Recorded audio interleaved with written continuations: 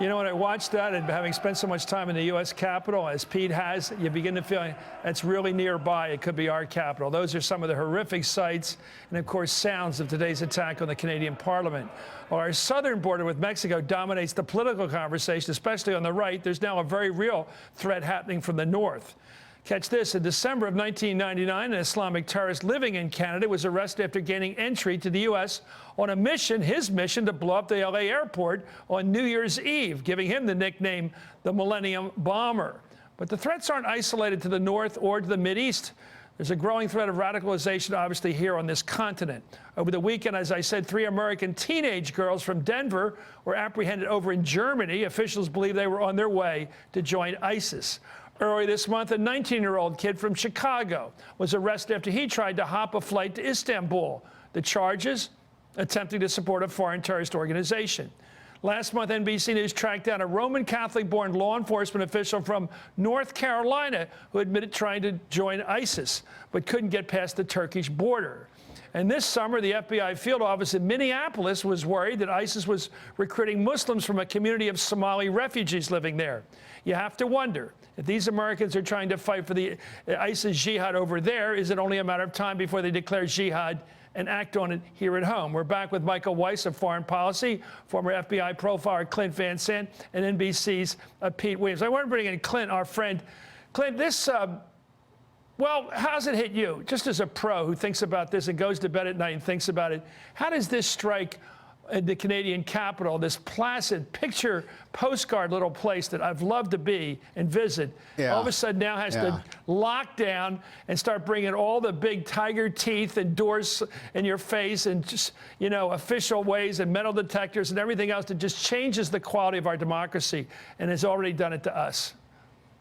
Yeah, it's going to change. It's got to change there. I mean, once it happens one time, you can't get fooled again. You got to prepare.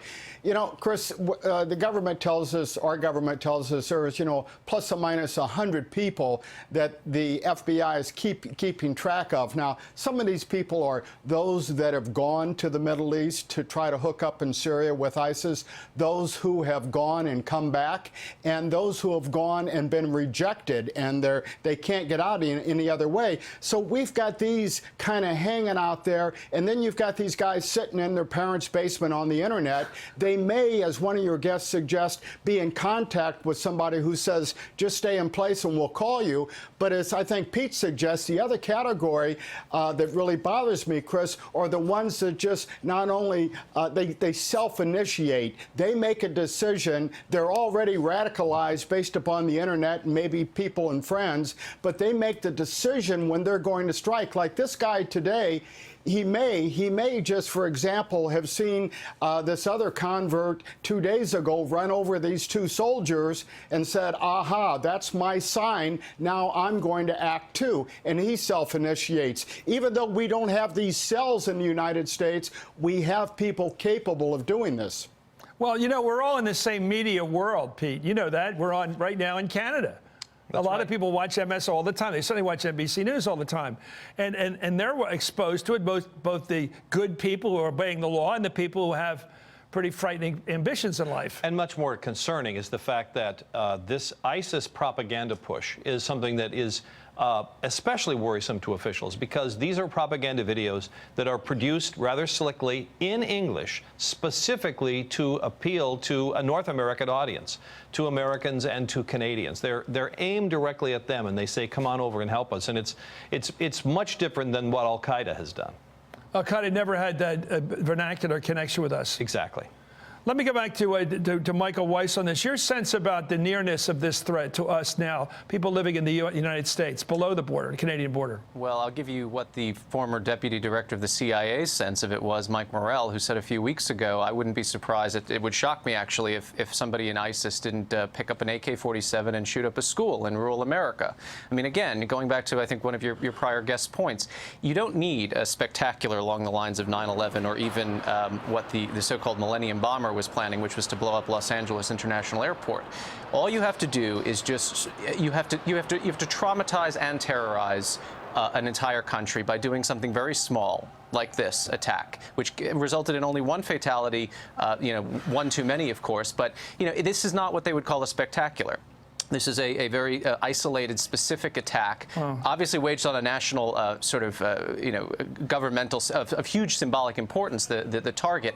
But again, anyone can do it. That's what worries me, and that's what worries, I think, most counterterrorism officials and national security analysts. So one guy with a rifle walks into the, goes after the war memorial, shoots a soldier who's on duty. Or not even that, Chris. I mean, a farmhouse, a school. I mean, any kind of remote location, which of course will become the subject of international attention, right? Killing a bunch of people or holding them hostage. That's the kind of propaganda that a group like ISIS would look to engender.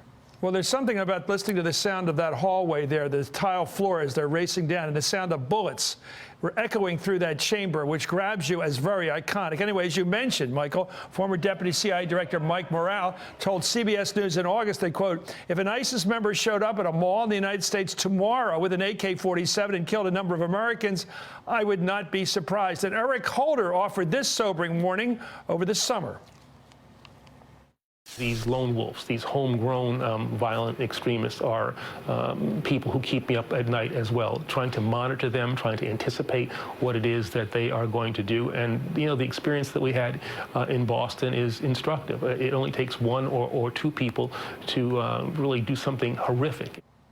I'm going to go back to Clinton, then I'll get back to Michael and Pete as well as we finish up this segment. This notion that I was quoting from Seven Pillars of Wisdom about terrorism back in the Arab revolt against the Ottoman Empire, where all it took was somebody with a rifle willing to die, to risk their lives, of course, maybe give their lives. You could blow up trains. You could do it. You get some dynamite, blow up trains. Where's the risk? And then it seems to me that if people are willing to give their lives in this zealous religious crusade of theirs, how do you stop them as a law enforcement official? Well, what changes the equation is that most of us want to live. If, in fact, you want to die, then that changes everything. Look, Chris, you and I and Pete, and we all lived through the D.C. sniper. We had two guys, a $300 rifle, a $20 box of bullets, and a 15-year-old Chevy Caprice, and that locked up the entire D.C. area for a month and a half. What if you take that 2 or 3 or 4 times between Thanksgiving and Christmas in the United States at different locations? That would be ISIS's dream. And do you think because Christmas time is coming, when people are packed into malls, packed into downtown areas, outlets everywhere you can think of, even at movie theaters, they're certainly walking up and down Fifth Avenue in New York looking in the windows, is this a time that they're going to strike? Clint? Every year between Thanksgiving and Christmas scares the hell out of me, Chris, because the bottom line is a lot of real retailers make 50% of their money during that time period. If we had a terrorist group or multiple lone wolves got together and said, let's hit 3 or 4 shopping malls simultaneously at the start of the shopping season, what would that do to our economy? Well, I know Pete's thinking about it. Well, and of course, that's why you've heard the government in recent days appeal for the public to give them tips. And you saw the FBI put this video on not too long ago of an unknown person in an ISIS recruiting video and said, if you know who this is, tell us. He had a mask on. But then they said, with a North American accent. That's right. And then they said, but if you know of anybody else who's doing anything unusual, tell us. Public tips are so important. You saw that just most recently in this case of the Colorado girls. Now, it doesn't appear that they were steely-eyed Islamic zealots. They may have been sort of caught up in the adventurism of this whole thing. But what got them stopped is their parents got suspicious and called the authorities. And that's how they got stopped in Germany. So people seeing something and saying something turns out to be critically important. That's what they say on Amtrak. Sure does. Right. Anyway, thank you, John. Michael, we'll have you back. I hope we don't have to have you back too soon, but Michael Weiss, thank you for joining us from The Interpreter. Pete Williams, as always, sir. Sure. And Clint Van Sant, thank you, sir. Still ahead, the attacks today in Canada won't help calm an already rattled American electorate right now as we're heading towards this election. The world we're living in when we step into that voting booth is a lot different than it was just a few days ago. Let's get to the fear factor heading into the midterms and what's it going to do to them now less than 2 weeks away. And up next, my tribute to the great Ben Bradley. And this is Hardball, the place for politics.